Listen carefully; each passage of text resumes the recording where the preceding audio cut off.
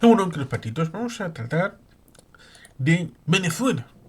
Porque a pesar de que vamos haciendo a iniciativa de Sadir Grandío programas y están subidos también aquí sobre la realidad de Venezuela, es interesante poner en cuestión estas palabras que dijo el jefe de derechos humanos de la ONU pidiendo abrir negociaciones políticas urgentes en Venezuela.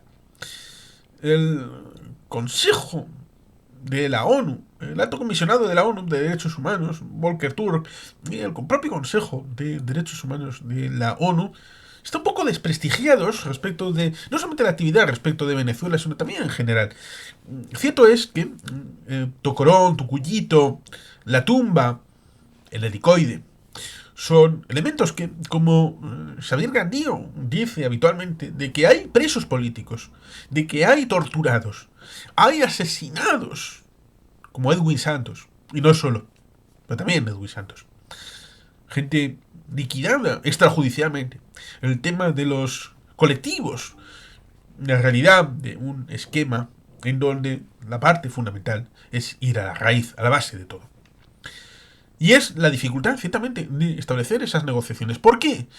Ciertamente, en su momento, y búsquenlo, hubo una intervención del padre Ugalde en la Fundación Sabino Arana, explicando ya en aquel momento la situación de los derechos humanos de las personas, que es lo mismo que pasa con Cuba, lo mismo que pasa con Nicaragua. Los nicaragüenses, los cubanos, los venezolanos tienen derechos humanos. Y más el caso de Venezuela, en donde, como comentó Xavier Gandío en cuenta de X, Twitter, antes de ser eliminado, suspendida su cuenta, ¿qué carajo? ¿Qué demonios debe pasar? ¿Cuántos venezolanos deben de morir? ¿Deben de ser torturados para que Ali Khan, el fiscal, el evento tan importante de la Corte Internacional de Justicia, con el protocolo de Roma y todo esto que ha tenido tanto afecto respecto de tratar de imputar a Netanyahu, encauce y busque la persecución judicial respecto de Maduro? Otra cosa es que él y su familia tengan relaciones personales de parentesco con Maduro y con el régimen, lo cual también puede ser una limitante, pero hace hipocresía la relación internacional con los derechos humanos, la relación internacional con estas instituciones que deberían de ser imparciales, deberían de ser antiarbitrarias y deberían de buscar el bienestar de las personas y buscar, en cierta medida, los derechos humanos. Y estos derechos humanos, en la Declaración de Derechos Humanos de 1948, con esos 30 artículos, cuyo artículo 30 dice que ninguna de las posibilidades de menoscabo arbitrario de cualesquiera de los artículos precedentes puede ser validada por nadie. Y el objetivo, ciertamente, debería de ser poner el foco en el hecho de que Venezuela no es una democracia. Maduro no ha ganado ninguna de las elecciones, ninguna, ni la de 2013, ni la de 2018, ni la de 2024, del 28 de julio. Que es una autocracia, que es una dictadura, que es una situación en la que hay una ocupación de facto de una narcodictadura respecto del poder en Miraflores. Y esa situación es la que debería llevar a la reflexión. Vale, es una dictadura. Pero ¿qué se hace para salir de la dictadura? Sobre todo cuando el poder ha sido puesto en evidencia en la realidad respecto de lo que supone haber ganado en la oposición las elecciones del 28 de julio de 2024. Ahora, este mes, en abril, hay unas elecciones que no merecen ningún tipo de comentario porque ni siquiera son elecciones. Son urna y papeleta, como sucede en Belarus, como sucede en Rusia, como sucede en otros lugares, en donde no hay una democracia sino formal, aparente. Porque Occidente ha triunfado en ámbito simbólico siquiera, a la hora de, por ejemplo, el vestir, el tema del traje, por ejemplo, el elemento cultural, por ejemplo, el tema institucional, que haya una división de poderes, como diría tal vez Montesquieu, con lo cual hay elementos que, como diría Fernando Díaz Villanueva, han hecho que Occidente, en cierta medida, ha triunfado en el mundo. Pero este triunfo no es como una foto que pueda ser fijada, sino el mundo es like a rolling stone, es como una piedra que rueda, que evidentemente fluye como un río, y no podemos estar estancados en un punto. Pero sí establecemos esa idea de que Maduro, Diosdado Cabello, Padrino López, saben perfectamente una dualidad. Primera, la dualidad respecto de que ellos quieren el mantenimiento del poder porque es esencial. Quizá no tanto por el hecho del poder en sí, sino por la segunda. Es la única garantía de que no les van a pillar, ojo, a Juan Orlando Ortega, expresidente de Honduras, acabaron pillándole. A pesar de ser heredero del golpe de Micheletti del 2009-2010. A pesar de ser amigo de Estados Unidos. Pero tenía cuentas con la DEA. Y acabó siendo captado y siendo juzgado y está cumpliendo prisión. Maduro está siendo perseguido por las instancias estadounidenses no por ser un terrorista dictador, sino por ser un terrorista narcotraficante, por el asunto de la DEA. Eso es lo que le tiene ahí enfilado por parte de los Estados Unidos. El poder, el mantenimiento del poder, poniendo en el frontispicio, lo he dicho más de una vez, en el frontispicio esta gente pone el mantenimiento del poder del clan de la boliburguesía, del narcodictador Maduro, de su mujer Cilia Flores, de Diosdado Cabello, de Padrino López, de los hermanos Rodríguez, estableciendo esa cúpula respecto de lo que supone esta situación. Y para eso, evidentemente, deben de forzar la maquinaria para que nadie se salga del guión, para que no haya posibilidad de cambio. Y esto ya lo verificó al final de su estadio el propio Hugo Chávez.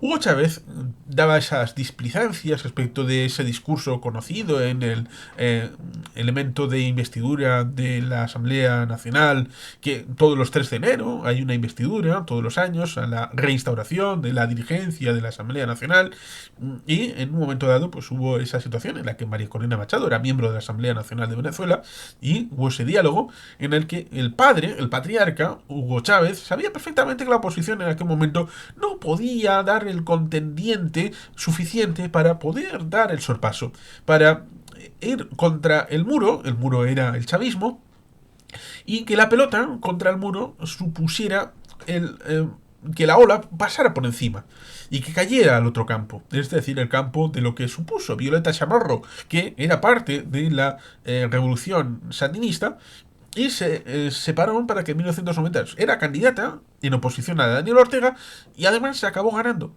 Y a diferencia de lo que sucedió con Elvis Amoroso en el 28 de julio de 2024, allí, bueno, pues se aceptó que se había perdido y se fue a la oposición. Daniel Ortega fue oposición hasta el año 2005 en el que recupera el poder. De otra manera, con aliados y con una situación aparentemente distinta, pero ahora ya vemos lo que sucede con Rosario Murillo y con el propio Daniel Ortega en Nicaragua, y la represión y la construcción de un nuevo sistema diferente. Con lo cual ahí tenemos un trasfondo en donde nos indica la realidad de que cuando estos personajes, estos buenistas, nos establecen esa idea de no, hay que negociar con Maduro, hay que buscar algún tipo de acuerdo respecto de... Es que se olvidan del pasado.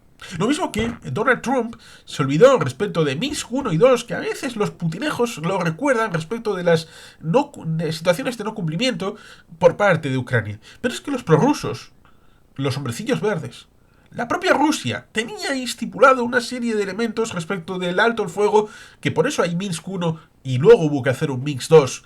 La situación de Rambouillet en 1998 respecto de la guerra en Yugoslavia se olvida habitualmente de que Rusia estuvo allí en Rambouillet para llegar a una serie de acuerdos que suponían una autonomía para Kosovo. Lo que el propio Milosevic, que todavía era presidente en Serbia, había laminado en el 87-89. Y eso condujo, paradójicamente, en el rechazo a Rambouillet, a una guerra en el 99 y después a la independencia unilateral de 2008.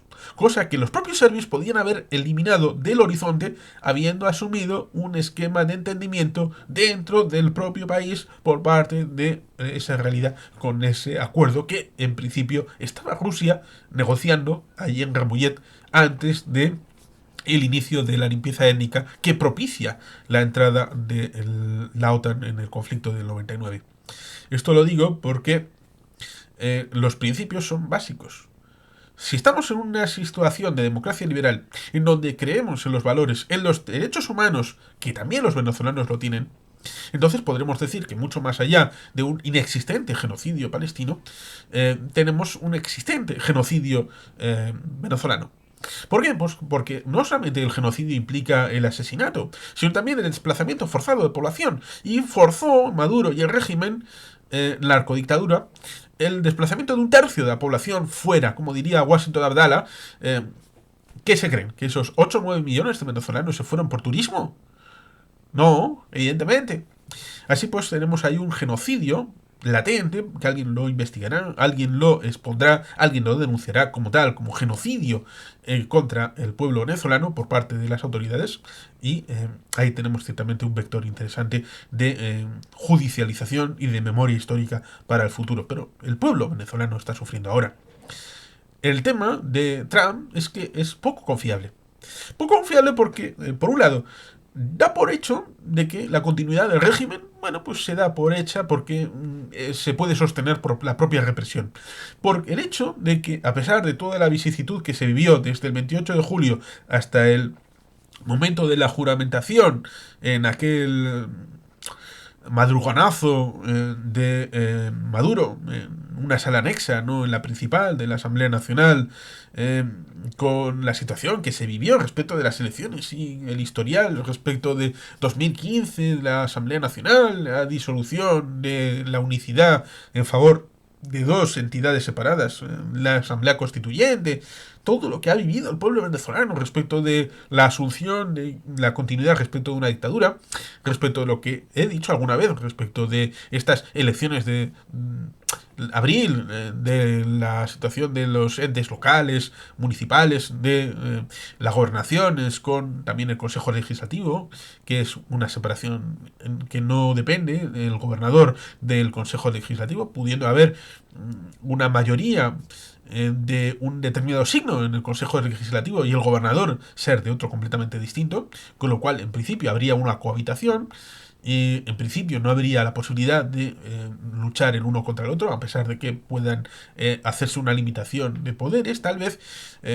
Y evidentemente ahí tendríamos un vector de aproximación histórica respecto de lo que suponen los gobernadores en Estados Unidos y el Congreso y Senado, la Cámara de Representantes y el Senado, perdón, cada estado, que tiene también la reproducción del ámbito del esquema federal, pues ciertamente tendríamos la idea tal vez de que fueran unas elecciones estas de abril, como pudieran vivir en Nicaragua o en Cuba, con lo cual no son competidas, no son establecimientos, sino de cara a la galería y aquellos que quieran desde fuera del polo patriótico, barra PSUV, barra lo que quieran decir, y que quieran participar de esas elecciones, entonces están llamados ciertamente a ser los chonchonguillos, aquellos títeres para dar idea de pluralidad, como pudieran ser aquellos 4 candidatos, entre comillas, opositores a Putin, que se presentaron en esas elecciones, y resulta ciertamente curioso, porque después, en la fiesta de Rusia Unida, de Putin, estaban los 4 candidatos opositores para celebrar la victoria de Putin,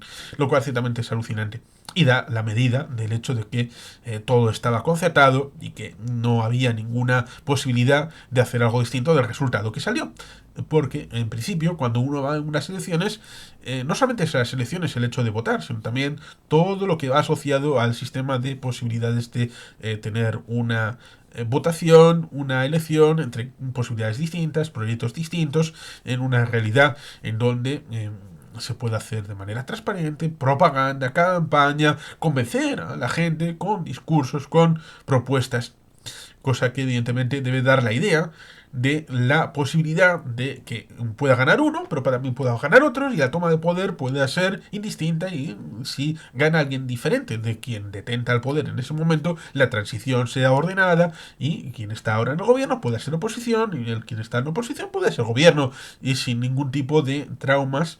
Pero claro, cuando tienes ese apriorismo, como decía, de el poder lo tiene que mantener un determinado clan y cualquier otro, se establecen excusas respecto de ¿quieres que se mantengan los beneficios del club, ojo, remedio de una cartilla de racionamiento? Cosa que en Cuba no son capaces de hacer porque ya no son capaces ni siquiera de llegar a ese mínimo de la cartilla de racionamiento. No porque hayan superado y hayan llegado a como en el 53, 54 en España, de ya ha llegado una suficiencia que luego se puso en crisis, en jaque en el 59 con los acuerdos de estabilización, pero luego viene el desarrollismo de los años 60. No, no, el nivel, el umbral está tan abajo que ni siquiera llega al umbral de la cartilla de racionamiento de los CLAP en el caso de Venezuela. ¿Quieres los beneficios de lo que supone las misiones? Las famosas misiones. Con la introducción de lo que supone el elemento cubano. Con el G2 y el hecho de que la muerte curiosa y todavía no aclarada de Hugo Chávez en Cuba. Dicen que en diciembre del 2012, en enero, febrero, marzo de 2013, que murió en Cuba y no en Venezuela. Eso está en discusión y seguirá en el alambre seguramente hasta que caiga el régimen, no solamente en La Habana, sino también en Caracas. Los dos tienen que caer para que haya una desclasificación de materiales y se sepa la verdad, tal y como se puso la ventana de los años 90 en los archivos soviéticos, cuando cae efectivamente el sistema soviético y antes de que llegue Putin, que vuelve a establecer el invierno, el crudo invierno sobre la Federación Rusa. Es eso lo importante, tener una perspectiva histórica, una perspectiva en donde nos encontremos con la idea de por qué este muchacho, Volker Turk, a pesar del buenismo, a pesar de esta situación de abrir negociaciones políticas urgentes en Venezuela, si las negociaciones últimas que se han vivido con el acuerdo de Barbados, en donde se suponía que se podían levantar las sanciones a cambio de el establecimiento de unas elecciones limpias, libres.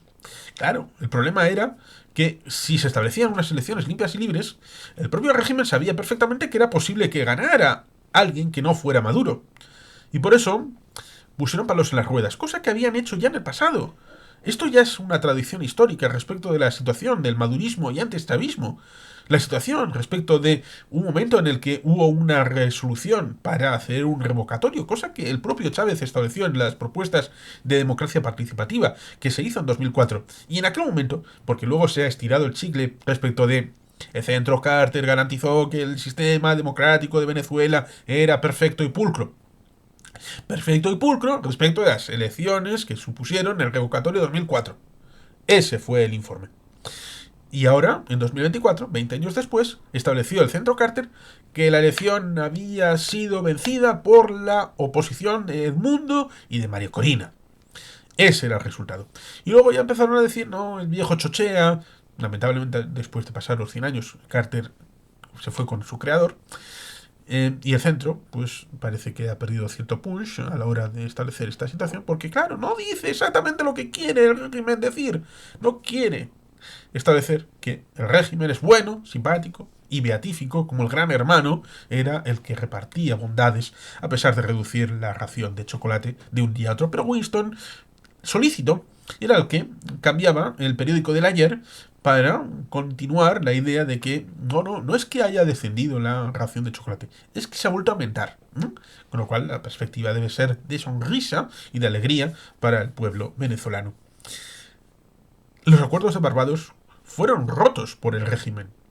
Recordemos la situación respecto de María Corina Machado, la situación respecto de Corina Lloris y respecto de ese momento en el que se parecía que volvieran a pactar y dijeron, bueno, Edmundo González Urrutia, vale, es un viejito, no será un problema, le podremos barrer, laminar porque no tiene el tirón, pero se fue transmitiendo la opción de voto desde esas primarias que obtuvo María Corina con el 93%, la nominación de la llamada oposición, ahora sería gobierno, porque ganaron el 28%. El presidente constitucional es Edmundo González Urrutia. Esa es la única negociación que es posible hacer. ¿Cómo se va a hacer una transición ordenada de poder respecto de la situación de Venezuela? ¿Cómo se va a hacer la transición ordenada de poder desde Miraflores para que Edmundo González Urrutia tome su control sobre el territorio?